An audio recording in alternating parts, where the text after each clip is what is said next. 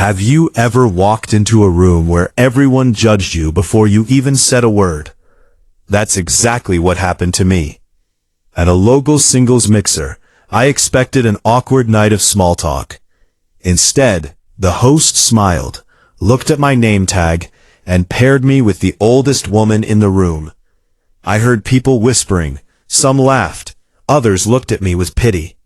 They all thought they already knew how this story would end. But they had no idea what was about to happen. And before the night was over, my reaction left the entire room completely silent. If you enjoy emotional stories with unexpected twists, subscribe, like this video, and let's begin. I wasn't even planning to attend the singles mixer. My sister had practically forced me. "You've been working too much," she said. "Go meet someone. Worst case, you get free snacks." She wasn't wrong. After ending a 3-year relationship almost a year earlier, I had buried myself in work. My social life barely existed anymore. So on a Friday evening, I found myself standing outside a community center with a paper name tag stuck to my shirt. I already wanted to leave. Inside, soft jazz music played through hidden speakers. People stood in small groups, smiling nervously and pretending they weren't uncomfortable. The organizer welcomed me warmly. "Tonight we're trying something different," she explained. "Instead of choosing your own partner, we'll randomly pair everyone for the first activity." I shrugged. Why not? A few minutes later, everyone gathered in the center of the room. The organizer called out names one by one. Then she smiled. "Daniel." I raised my hand. "You'll be paired with Margaret." Every head turned. Margaret slowly stood from her chair. She looked to be somewhere in her early 60s. Silver hair, elegant navy blue dress, kind eyes. The room became strangely quiet. I noticed a younger guy whisper to his friend. He got the grandma. A few people chuckled. I pretended not to hear them. Margaret smiled politely. "I hope you don't mind." I smiled back. Not at all. She seemed relieved. We sat together at a small round table. For the first minute, both of us simply laughed about how awkward the situation felt. Then she asked me something no one else ever had. "So what makes you feel alive?" Not, "What do you do for work?" Not, "How much money do you make?" Not, "What car do you drive?" Just, "What makes you feel alive?" I paused. No one had asked me that in years. "I think," I finally answered, "I feel most alive when I'm helping someone." She smiled. I knew it. That surprised me. "How?" "You looked at everyone when you walked in, not to judge them, but to see if anyone else looked uncomfortable."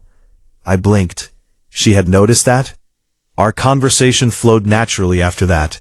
She told me she'd been married for 36 years, before losing her husband to cancer. Not once did she ask for sympathy. She talked about gratitude, about memories, about forgiveness, about choosing joy even after heartbreak. I listened more than I spoke. For the first time in months, I forgot I was at a singles event. Across the room, people kept glancing toward us. Some looked confused. Others seemed curious. The organizer eventually announced another activity. Each pair had to answer 5 personal questions. Question 1. What's your biggest regret? Margaret answered first. I spent too many years worrying about what strangers thought. Everyone nearby became quiet. She continued. I wasted precious time trying to impress people who never cared about me. Then it was my turn. My biggest regret is waiting too long to tell people how much they matter. Margaret looked at me. You still have time. Simple words, huge impact. As the evening continued, people rotated partners. But during every break, I found myself walking back toward Margaret. Not because I was interested romantically, because talking with her felt peaceful, real, honest. Toward the end of the night, one woman around my age approached me. I don't get it, she admitted. You've spent almost the whole evening talking to her. I smiled. She's interesting. The woman laughed awkwardly. But she's old. I looked across the room, where Margaret was quietly sipping tea by herself. Then I answered loud enough for several people nearby to hear. Being older doesn't make someone less worthy of your attention. Silence. I continued. Tonight I've had more meaningful conversations with Margaret than I've had on dating apps in the last 3 years. Nobody laughed this time. A few people actually nodded. The organizer overheard everything. She walked over with tears in her eyes. You know, she said, Margaret almost canceled tonight. Both of us looked surprised. She thought she'd make everyone uncomfortable. Margaret lowered her eyes. I guess I was afraid I didn't belong. I shook my head. You absolutely belong. The room had grown unusually quiet. Even people on the other side stopped talking. Then something unexpected happened.